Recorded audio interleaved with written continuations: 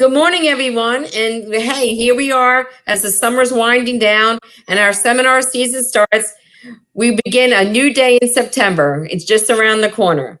This morning, I'm joined by MSA Scholarship Foundation Chair Roy Frick and past scholarship recipient Corey Rimmel. Good morning, Roy. Morning. Good morning. Great. Roy, for those who do not know about the foundation, can you give us a quick 2-minute history about the foundation and what its goals is for the society? Yes, very, very much so. The foundation was started back in 1987 as a way to provide educational opportunities for accounting students. They have to meet certain requirements, but we incorporated back in 1987. And we meet every year and we try to give out scholarships. The foundation kind of floundered for its first few years of existence. And in 1994, when I was president of the society, I appointed Norris Dave Crockett as chair of a committee to get the foundation rolling. At that year, we gave out 12 scholarships. Since that time, we've given out as many as 20 scholarships in a year. The current year, we're giving out, I think, 16 or 17. And our goal is to raise money to provide educational opportunities and hopefully bring students back and make them into the society. Corey's a prime example. I just recently in January sold the practice to Corey and my daughter that I developed over the last 38 years. And they've taken over. So now I'm an employee of Corey's, but the foundation has all kinds of opportunities, and we work with students in trying to develop them and to develop them for the society because they're the future of our profession. You are absolutely correct. Well, Corey, I mean, you've had quite a journey from beginning at Warwick College. I remember that. And moving on. So, Corey, so when did you receive the scholarship? What year was that? It would have been 99 or 2000 would have been the first, and then I finished with December of 2003, and I received a scholarship each semester. Okay. Also, Corey, wow, that's great. Besides the Maryland Society, the National Society has a foundation, and Corey received the prestigious Stearman Award from the National Society as well. And I also had the Melvin Menace from the Scholarship Foundation here when that was created. Oh, yeah, he was the award. Yes. Wow. Yes. Wow, bringing up. Wow. And now here, just as an aside, we hired a young man now to come in here who's probably going to go back to school for accounting, and he'll be applying for the scholarship. That's wonderful. That's wonderful. Seeing that whole process through. Now, besides scholarships, how many students will be receiving scholarships this fall semester, and what's the total amount they're going to be getting, Roy, this year? The total amount that we're giving out this year. Wait a minute, I just lost my page. The total amount that we're giving out this year is $31,000. Wow. $16,000 for the fall semester, and we have a couple that drop off because they're December graduates. So it's $15,000 for the second semester. That will cover 15 full-time and 2 part-time students. Wow. All of which have a minimum GPA of 3.5, and most of them were in the 3.8 to 4 GPA range. So we really have some great students out there. And this is for students all throughout the state of Maryland, correct? I mean, it's just all the universities. The criteria is they have to be a Maryland resident and they have to be attending a Maryland school. And as long as they meet that criteria, then they can apply for the scholarship. Plus, they have to have a minimum of a 3.0 grade point average in accounting. Now, don't they have to have completed principles 1 and 2 completed as well? Yeah. Okay. Yes. I thought I remembered that. Okay. Okay. Yes. So, and they have to do like a small essay. It's, we're not looking for them to, give us a lot of work here, so they have to do a small essay as well, correct? They have to do a small essay or letter. We have eliminated the recommendations from the teachers because that was becoming onerous on the teachers. So we did eliminate that Oh, this year. okay. Awesome. Great. Now, besides the monetary scholarships, I know you have special awards which recognizes, as you said, one of them being Dave Crockett, who has really made a mark with the foundation. Can you tell us a little bit more about the other non-monetary awards that the foundation gives out? Yeah, the foundation gives out several different awards, and we choose students at different universities. For instance, we have the George Spriggs Award. George Spriggs was the former head of the Maryland Income Tax Division, big fan of the Maryland Society, and always willing to help. In his retirement, he worked for us as our lobbyist Yep. and assisted in many ways. George was University of Maryland graduate, a fellow Eastern Shoreman, I might add, and a close friend of mine. And but you have to be attending the University of Maryland to get the George Spriggs Award. The Melvin Menace Award is given out for somebody for exemplary service. Corey was the very first one. We look at all around at how the student is and what their accomplishments are. The same way with the Norris Crockett Award. We try to pick people that are exemplary in their grade point average and that have shown that they have a real interest in the accounting profession. And Right. then there's the Sidney Weinberg Award, and nobody could ever replace Sidney, our photographer emeritus. Yes. Sidney was a very dear friend. He was one of the first presidents, I think maybe the first or second president of the society. He was. One of the founders of the society. He was a dear friend of the societies for his entire life. He loved the Maryland Society, and we also have an award that's named after him, plus the Don Hall Award. And who can forget Don Hall? I mean, That's Don right. Hall made this society what the society was. I can remember working with Don. My membership number in the society is 204, so I've been around a while. Right. And Don Hall and Ike Sigurdsson and Lee Powell and Bud Brady, a group of us, we started seminars, used to load our cars the night before and haul books to seminars and put them together and work seminars in the early days. And I'm going back into the 80s when Right. we used to do. And things have, the society has really grown substantially from that. But these are all special awards named for special people. Yes, these And are great things. Yes. Yes. Dave Crockett was a real asset to getting the foundation off Oh, the yeah. ground. Yes, he was.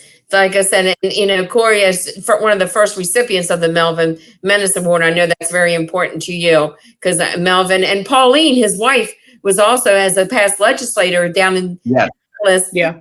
Was always another great person for the society and always had the society at heart. Many great men and women. And I love seeing that we are recognizing and keeping their names in perpetuity to the future so that their name continues to be out there among our peers and among our members. And just as a side note, you mentioned Pauline Menace. Pauline worked with me in getting the community colleges and the four-year universities on the same page. Exactly. The four-year universities were not accepting credits from the community colleges. And I got with Pauline and we worked with the state legislature and we got that problem eliminated to where you can now go easily and transition from a community college to a four-year college. Yeah, I remember that. That, like those are the kind of things where, that everyone benefits from, these kind of things. So yeah, and this stemmed off of the Scholarship Foundation too, because it came to light when I was at Warwick that my intermediate accounting classes wouldn't transfer just over to Salisbury University, not 2 miles away. wow. I would have had to repeat intermediate accounting. It was kind of crazy because they're both state underwritten schools. And that was one of the things that drove Pauline into that, toward that idea of we've got to get our schools working together, which is what she did. Yeah, that's great. Now I know that this with the funding that this is everything is donations. So what can we expect this year for the foundation to be doing to continue funding this great program? Well, of course, we always look for our members with their dues checkoffs. Mm-hmm. That's greatly appreciated. We look for you to help us with all the seminars where we do our 50/50 raffles and our candy sales. Everybody needs a little sugar high in the They middle of all the need that afternoon. sweet. Yes. So we look for that. One of the things that's a fun fundraiser that takes no effort is our holiday wreath sale at Christmas time. We've been working with a company, and we put out a brochure.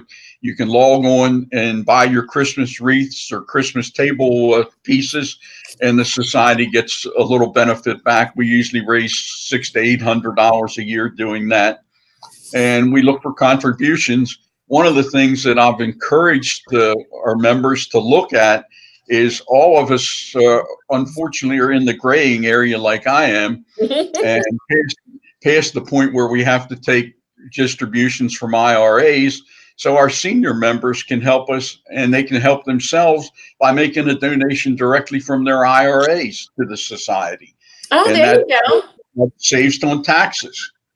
That's Also, very if they good. have any appreciated stock they want to donate, we'll take that as well and save taxes there. Yep, there you go. Oh yeah, I never thought of that's a great suggestion, Roy. That is a really great suggestion. And like I said, I know myself, I buy my holiday greenery every year, and it's beautiful. The pieces are beautiful. They come fresh and they last the whole season. So the company that you're working with is doing a great job there. And I was trying to get that information, but we'll be getting that out to everyone shortly on so that they can start participating. Usually all in the seminar packet. You probably have it in the seminar packet stuff right Yeah, I now believe because it's- it's usually a part of the brochure you get Right. at the seminars. Yeah, I believe Right. it's Lynch Creek Farms, but I'm not Yes, sure. that's right. That's correct, Roy. You're right. Lynch Creek Farms. That's perfect. Yep.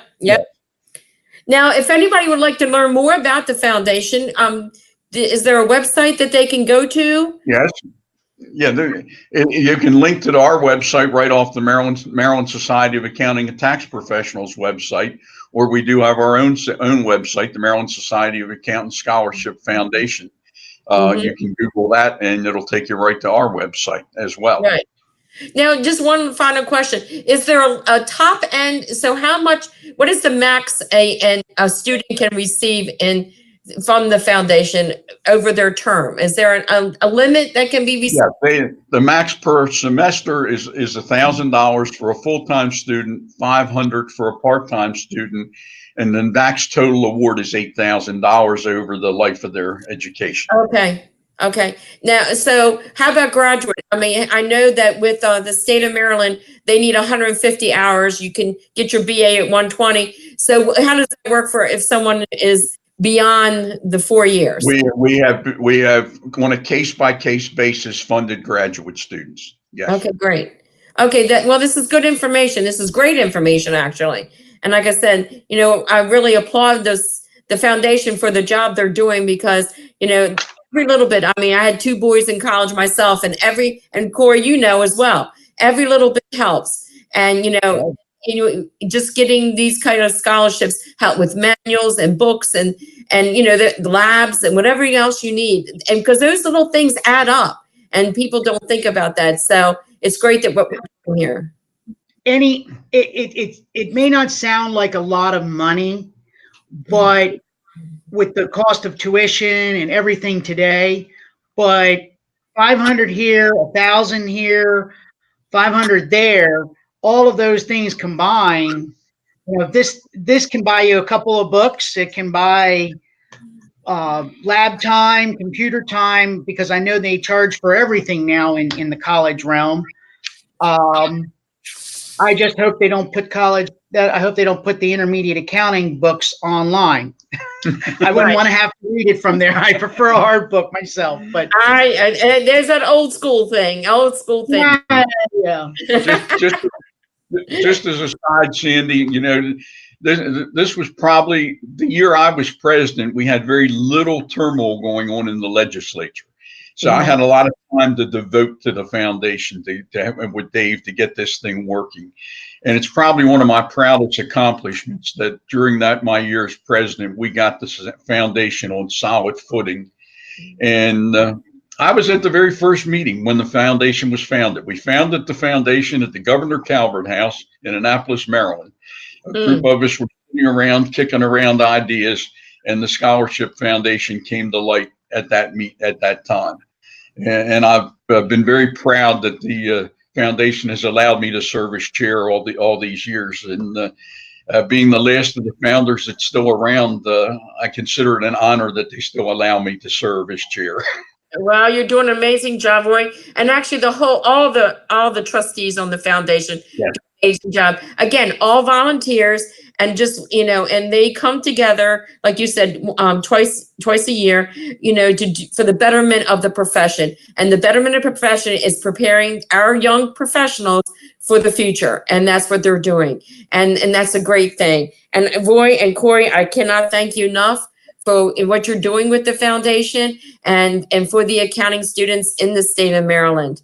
And so at this time, I'm going to bring up to speed on a couple issues that I've come across my desk this last week. But again, thank you for joining me this morning. You're welcome to stay in the lobby with me as while I continue talking. Well, thank you very much for giving us the opportunity. Okay, great. All right. So for over the past year, MSA has been hearing rumblings about a new practitioner service division with the IRS. Apparently last week, 51 House members sent a bipartisan letter to the IRS Commissioner, Charles Redding, that supports establishing a tax practitioner service division. So hopefully this will happen. This is something we've been supporting. So hopefully we'll see something happening up on the Hill sometime soon.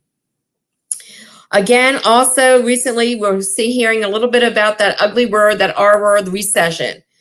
Again, there's talks about a payroll tax cut, which would reduce the Social Security rate from 6.2 to 4.2. Now, if you all remember, this happened back in 2011 during the Obama administration. And this caused a little bit of havoc for us tax preparers and the tax community at large, because the need to recapture tax when employees withheld too much. So we're keeping a real close eye on. Again, these are just rumblings that we're hearing about. So, but with that ugly word recession out there, I have a feeling they're going to do something. Now, if you want to read more about that, down in the comments section, I put a link to a Forbes article that you can read about this. Again, I cannot stress this enough. I want to remind everyone about keeping on high alert for scammers. Many scammers are targeting tax professionals in an effort to obtain their client information. Again, it is out there. It's happening. And if you believe you've been compromised, you need to report that theft immediately to the IRS. Again, down in the comments section, I've put a link on the process at the IRS and where you need to report this. This is a this is definitely should be on everyone's radar, because this is really happening.